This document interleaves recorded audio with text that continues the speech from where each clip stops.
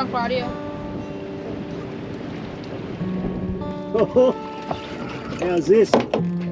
First drop for the Jayden. Oh, bloody shark. shark. They are just relentless. Oh, yeah.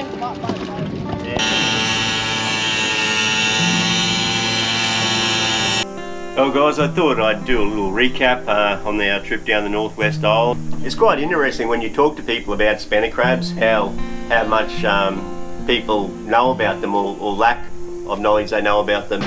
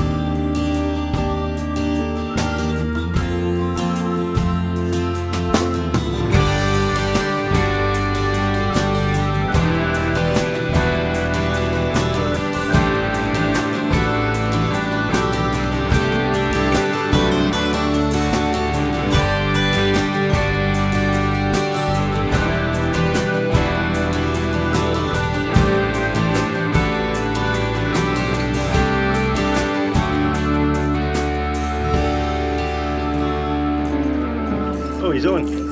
Oh, he's going too. Oh, he's going. Lift up. Oh, how's this?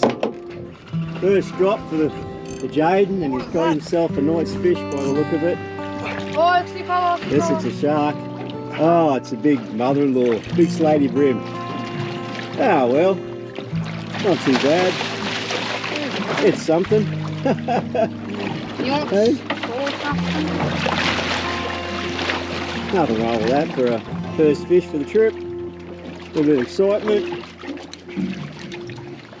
Alright, we've just, Jayden just had a drop here and got himself, it's no one's favourite fish, but if you've got a mother-in-law you don't like, you could give it to her, because that's a bit of a nickname for it, slaty brim, moke, or mother-in-law fish. So, yeah, a little bit of a start to the trip. Hey guys, welcome back. I hope everyone had a great Christmas, and I hope the New Year's kicking off the way you want it to. This is our first adventure for Rosy Jones Locker this year. We've come down to Northwest Island for a couple of days. Pretty ordinary trip down. We put in at Keppel Sands about 7 o'clock this morning. It's only about 90 kilometres from Coorooman Creek where I put in. But yeah, it was a good 3 hours getting here. It was straight into a metre sea and straight into an easterly. So yeah, it was a bit ordinary, but we just poked along, took our time, got here a little after 10 o'clock. So yeah, roughly 3 hours. Plan to stay here a couple of nights, sneak around the reefs and try and get a few trout and red throat and that type of fish. I've been setting up a little bit of crabbing gear for chasing spinner crabs over the last 18 months, I suppose, on and off. And so I brought a bit of that gear down with me here. I know they were crabbed here commercially, you know, 25, 26 years ago that I know of. I don't know whether they're commercially crabbed here anymore, but I'm going to spend a half a day or so having a look around to see if we can find some of them and try the gear out that I've got set up for it. So anyway guys, we'll get setting up a bit of gear and yeah, have a little bit of a fish this afternoon.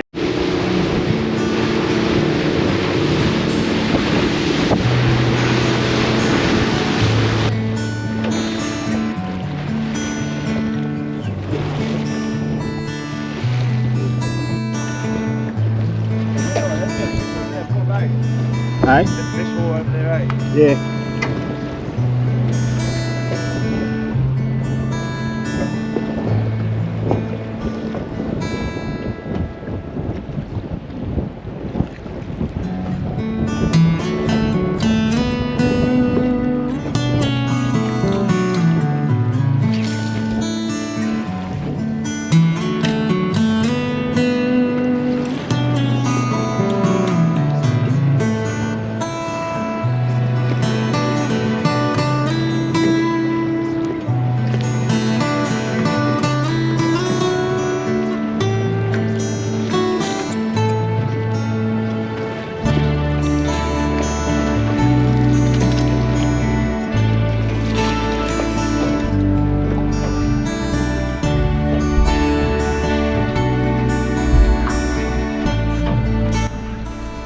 My first little fish for the trip, little baby trout. So about dead low tide and we're just sneaking around the edge of the reef here now, trying to find a little bit of combination of coral and sand, and hopefully jag a trout for dinner tonight. But first one, just need him a little bit bigger. Lovely little fish. Anyway, we'll let him go. I didn't have the camera on, guys, but I just got smashed. A big shark just spilled me off.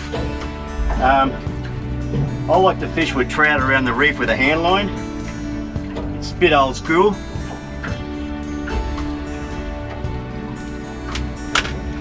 And I find that's just a simple rig, a running ball sinker down to a hook. Got 80-pound line. Like I said, it's a bit old school, but I'm an old fella, so. Another one for the hand line. Little cod. I keep forgetting to turn the camera on to actually video the strike. But yeah, the little hand line's working good. The other guys haven't even looked like getting a bite yet.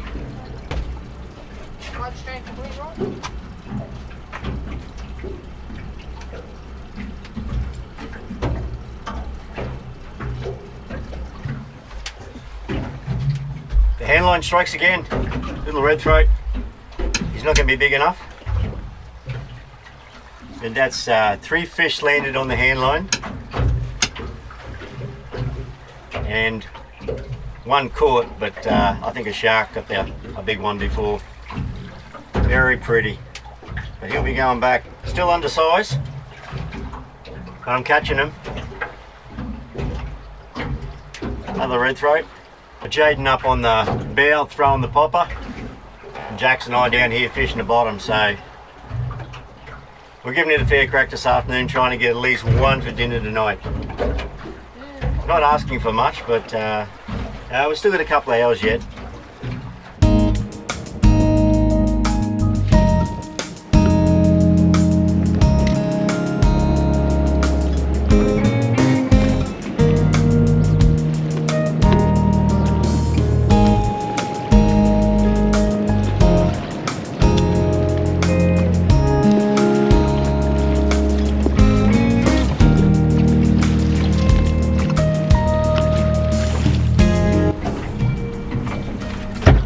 I can feel it. I'm gonna get a big red emperor. I can feel it. Oh, I don't think you'll get a big red emperor here. You might, but Didn't you just get one? no. What was that yellow? I don't know. I can't remember. No, it was Little a trout. cod.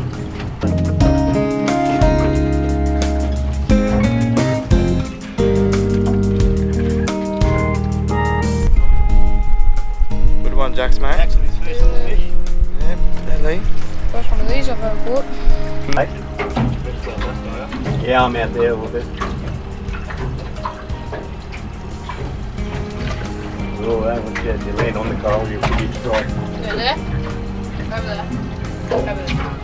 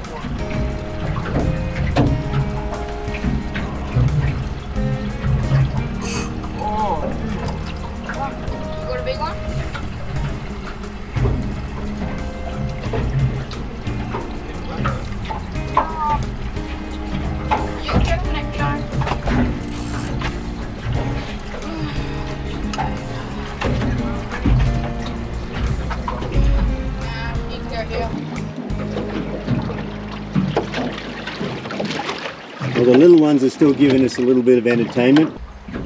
Another baby red throat. Might have to shift, I think, and try and find some bigger ones. Good fun. All on the hand line again though. My fingers are starting to get a bit sore. I think I'll be pulling out the glove shortly. Good fun. Real dark colours.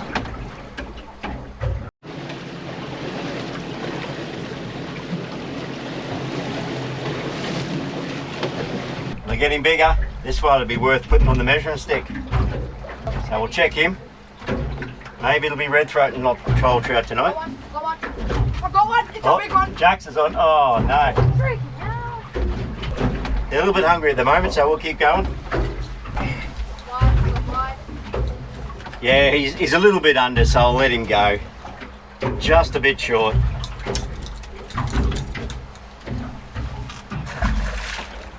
A little bit different species. Too small and not what we want for dinner. That's shark-like the way that's going, Jayden. He's still going. Turn him, turn him. Still got him?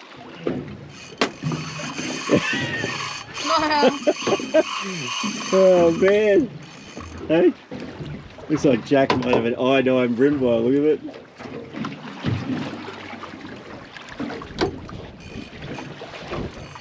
He's still going. Bloody hell.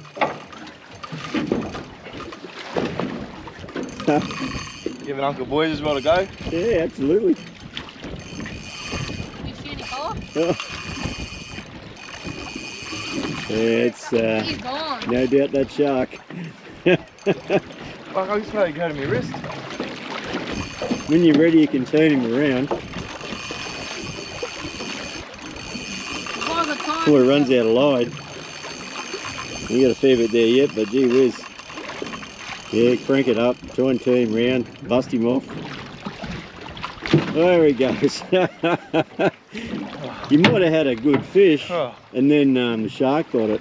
Iodine brim, that one, mate. Eagle? Yeah. Oh, you can eat them, but we're not going to bother eating them. We're not that desperate. You said you want fresh food. Yeah. We went along that southern side of the island for quite a few kilometres and probably fished 6 or 8 places and still couldn't catch a legal fish. Got a few smaller undersized ones and one red throat was very close to being legal. And we've come back to where we're going to camp up tonight, and there's a little bit of fern underneath us, so the boys are just having a bit of a muck around, fill in the afternoon, and then we'll start reorganising the boat and having a bit of dinner, and yeah, probably get to bed quite early for a big day tomorrow.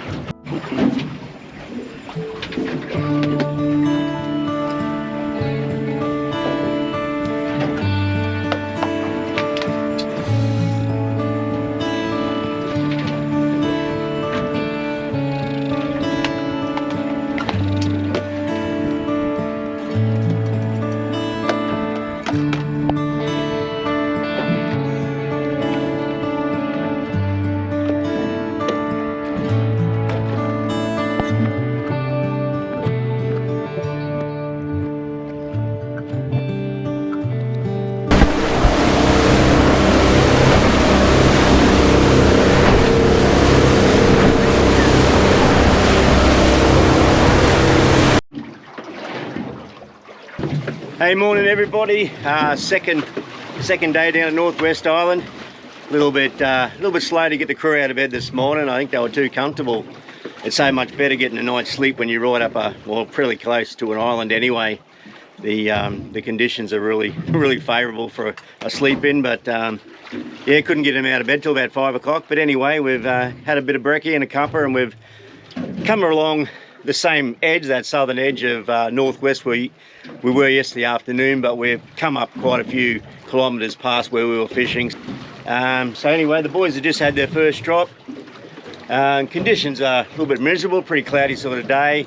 10 to 15 knot winds today, so you know, we can get in behind the reef here. It won't be too bad of a day. Anyway, we'll keep you in touch with the day and see how hopefully we can get a few fish in the esky today.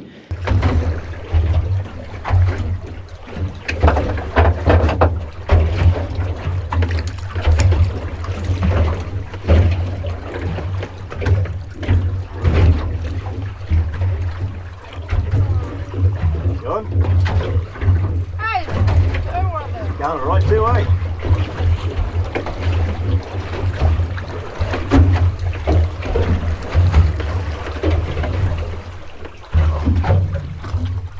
Baby ones.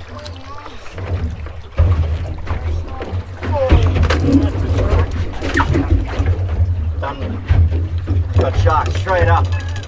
Whoa, that was a big shark. Just right there. Yeah. I'm trying to get this fish out. No, I had a couple little bites and then whack. Oh, he took everything. Oh, he burnt holes in my glove. Look, cut through my glove. Well, that didn't last long. First drop. Rosy Jones is out of the game. Woo.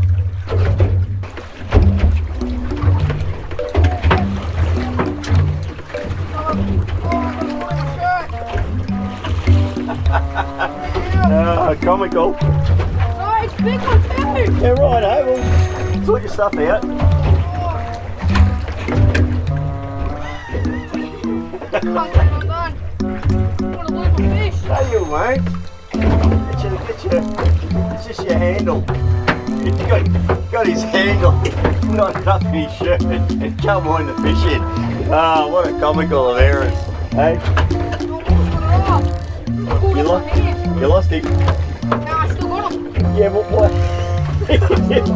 You're going to end up with a big knot. Can you get your knot out of your shirt, mate? Yeah, he's too small, mate. I'm not losing him. He looks big. Oh, I can't believe this. Take the shirt off. No. Hey? Yeah, got it. Got it. He's back. He's back. Oh, it's all happened. Still got him? Well, don't go crazy. Is he? Serious? That's all it is. Another iodine bream. Oh, Oh, little baby cod. I'd say he got you under a rock there too, eh? Come back out. In a bit of coral. They're pretty. Yeah. Still too bloody small. It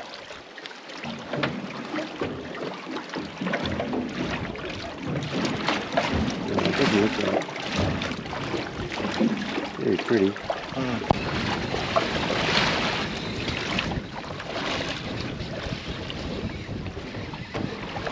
Is he peeling you off too? Don't do your braid up, don't do your jag up too tight.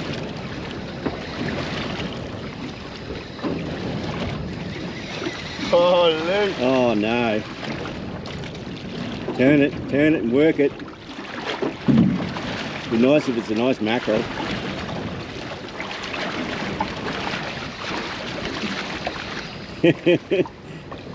You got a bit of toe, wouldn't he?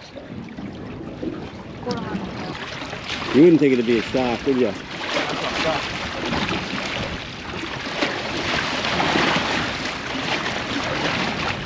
Jax, just get your rod out of the road, mate.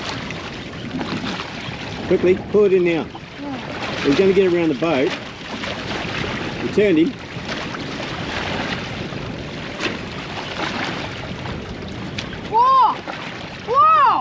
Oh, Right. they're not the same They're fish. both on. We're both on the same fish. Right, no, not the same fish. Might be the same species. Yeah, well, don't do that. You're going to have to lift. Oh, you're done, Jax. Jayden's still on. He done you. Just reel your line in and just see if you let go. Oh, no, you just let go. That's good. Really? Turn them around, eh? Yeah, you turn him around. You're getting on a win here. Jax, did you want to just put your line out of the road and gag the gaff in case it is a nice mackerel? What? Put your line in the boat. You're right in the boat and grab the gaff. Grab the grab. Oh, a shark That got was it. a nice. Alright. No, it's not a mackie, I don't think, is it? Alright, look at that. It's clean snap. Bloody sharks, eh? Sharks. Blowing my phone. Damn Want to snap sharks. us good? Oh, yeah.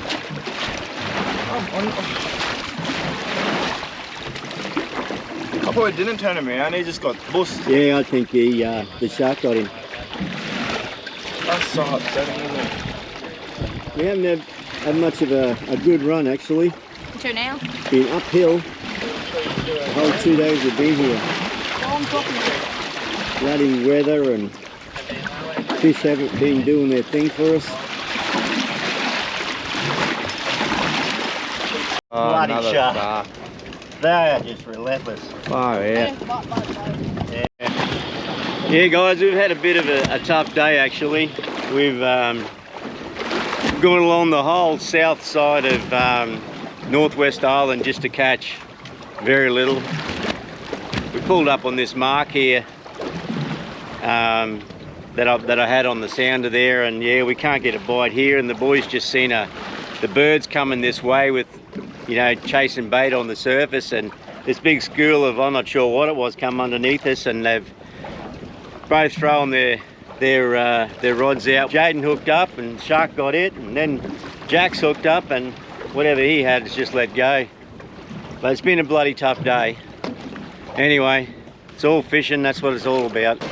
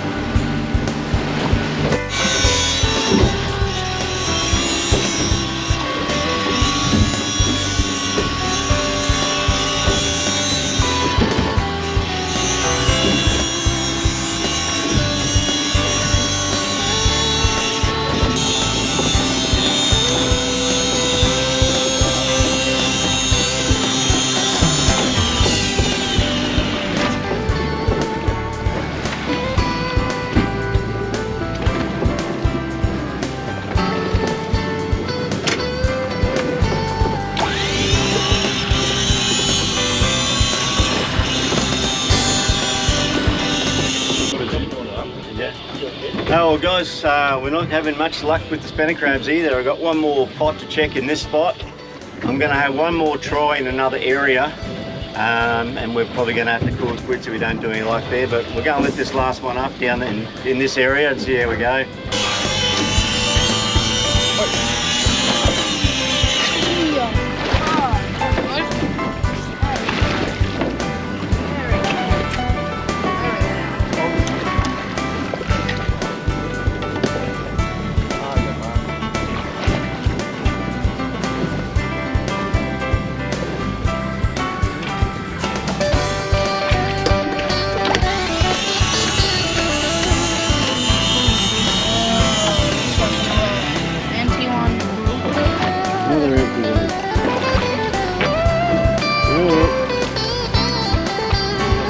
Well guys, I thought I'd do a little recap on our trip down the Northwest Island. It was yeah, pretty tough trip as far as catching a fish and finding spanner crabs. You could probably tell in the video and by our body language that we were getting quite dispirited. The sharks were really relentless. Every time we thought we had a decent fish on, they'd they'd yeah, take it from us, and they were even smashing our baits on the way down to the bottom. Following the reef along, you know, lots of small sharks there were into us as well. So yeah, they were bloody relentless. So we decided to have a look for the spanner crabs a bit earlier. So that afternoon, the second day, we went looking for them and tried a couple of different places, but unfortunately we lucked out with them also. Missing out at Northwest Island with the spanner crabs hasn't deterred me. I know there's a few other areas where they were crabbed here years ago. So when all the dots line up and everything's good to go, the tides and the weather, I'll certainly get out and have another look. You know, I've spent a fair bit of time setting the gear up, so yeah, one bad trip's not going to stop me from, you know, keep looking for them and having a go here and there. On a more positive note though, it was you know, great to take a couple of grandsons out to Northwest Island, and great experience for them. And as a grandparent, you know, it's great to spend time with your grandkids. You know, it's times that they'll never forget, and I certainly won't either. In addition, the spanner crab gear worked really well. The winch that I bought didn't fall apart, I didn't break it, didn't tear my gunnel out, so it seems to be working really well. I believe the winch is more designed, or better designed, for the starboard side of a boat, but I've got too many wires and so forth going underneath that gunnel. It's the main reason why I chose to put it on the port side. But we seem to work around it okay. We can get on both sides of it, do what we want to do. So yeah, I don't think I've lost too much.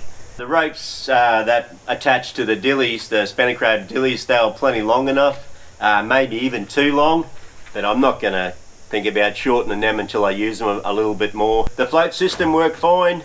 I've got, as you notice, there's two floats. There's a 300mm float and about 15 meters of rope and another 200mm float. So the 300mm float, the idea behind having the bigger one there is it should be able to stay afloat, hopefully when the big currents are on. It does get pulled under slightly. Hopefully the 200mm float will still be above the surface, and you can gaff in between the two floats, and that's how you grab the gear and bring them aboard and hook it up to the wind. The best time to go for the spanner crabs is when they're moving around more, is when the tide's moving. They like to run in the water, so high tide and low tide, they normally go off their movement and just bury in the sand.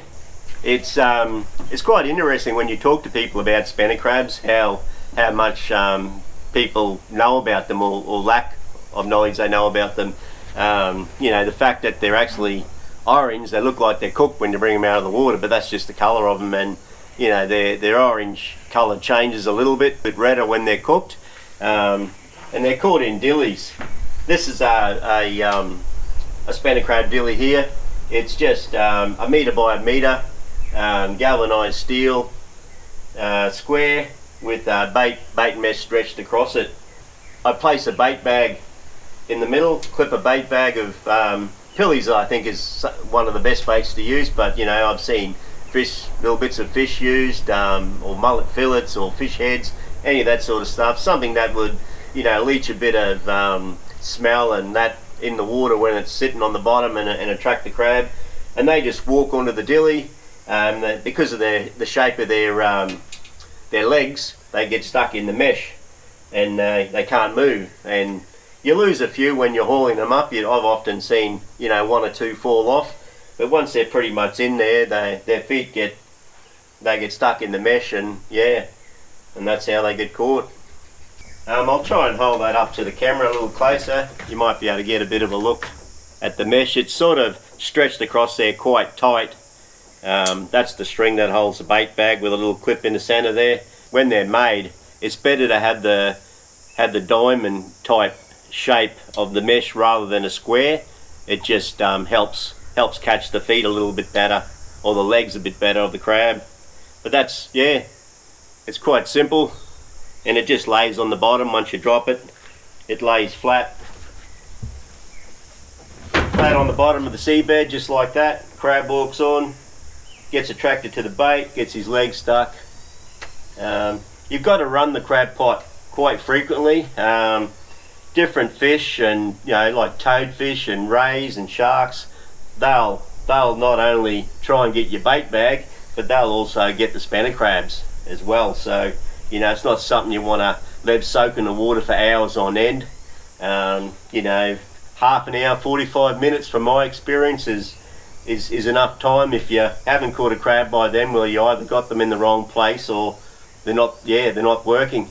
Like I said, they like running the water, so while the tide's running in or running out, that's the best time to try for them. The gear's got to be marked the same as if you were going mud crabbing with crab pots. So that's in Queensland. I don't know about other states. Just a couple of other pieces of equipment. I've made weights to help hold the pot down. As I've said, the crabs will work better, or generally work better, when the tide's moving quite strong. And just by clipping this is a 3 kilo piece of lead, clipping that about, I'll put the pot in on the end of the rope and probably 5 to 10 meters, clip this one on, and hopefully that'll help hold everything down on the bottom. As the tide starts increasing in its run, the float won't lift and pull and move. It'll hold the dilly in place. That's the theory. The bait bags are just made out of gutter guard. Well guys, that's about it for this video. The usual, if you want to hit that like button, subscribe if you haven't, and for sure I'll be certainly having a crack at the spanner crabs again in the near future, and hopefully next time I'll be able to catch a few and we'll be able to cook a feed up and give you a look at them. Okay guys, see you in the next one. Cheers.